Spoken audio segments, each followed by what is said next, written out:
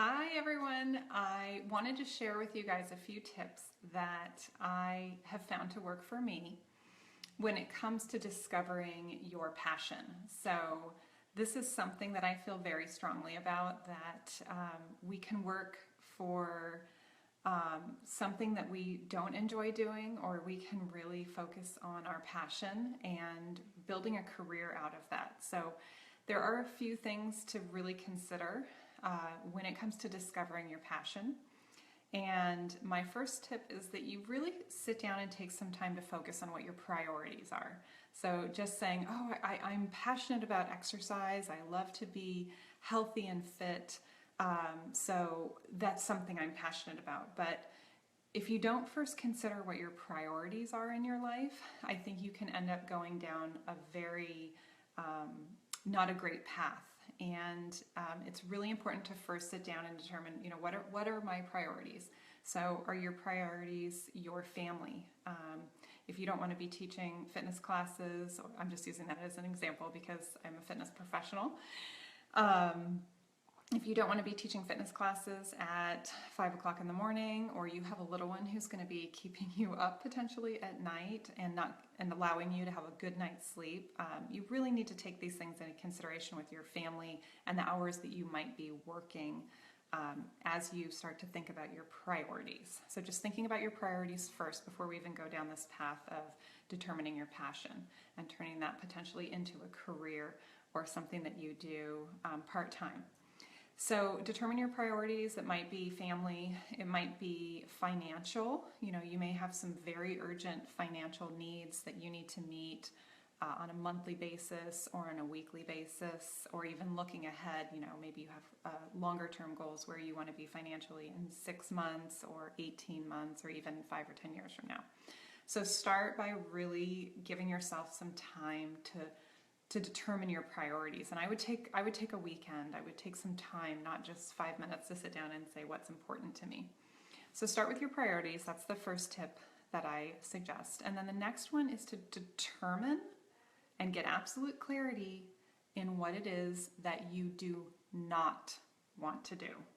So think about the things you enjoy, but really start to write a list of everything you don't want to do.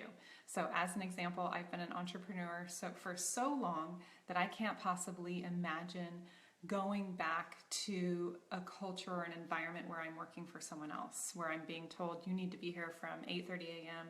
to 5:30 p.m. Monday through Friday. That's not something I want. I've created this life and a business around having my family as my priority.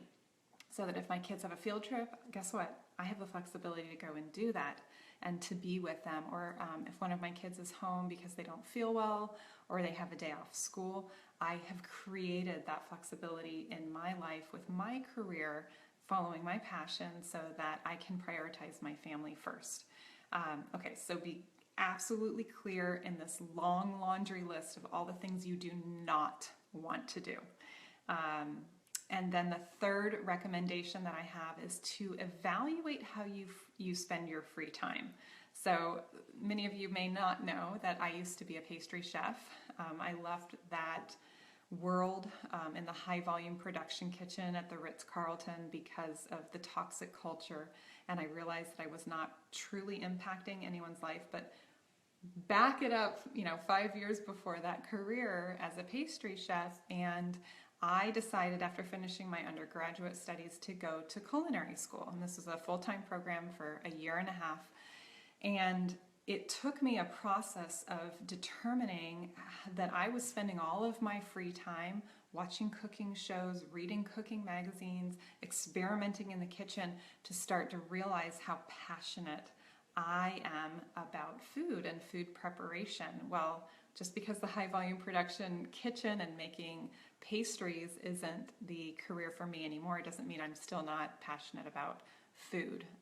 So these are my 3 tips in summary. First, determine what your priorities are. List all of those priorities out.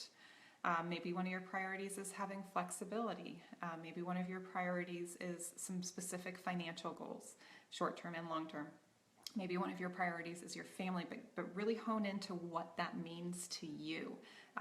As another example related to priorities of what is important to me is that I am not working on Saturdays after noon and all day Sunday, because that is time for me and for my family.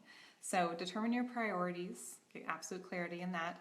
Determine what you do not want to do.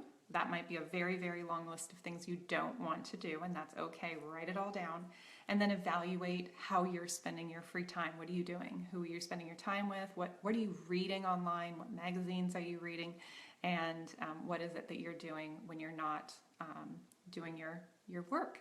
So I hope those 3 tips help you to jumpstart the process of you discovering your passion. Please understand this is a journey. This isn't something that you're suddenly going to wake up tomorrow morning and say, oh my gosh, I figured out my passion and I'm going for it and I'm quitting my full-time job. You know, there is certainly a process to it, but these are some really simple steps to get started on that journey. So I hope you guys have a wonderful day, and I look forward to seeing you again soon. Please feel free to comment if you have any questions or if you want to see any topics covered in a future live stream. Thanks.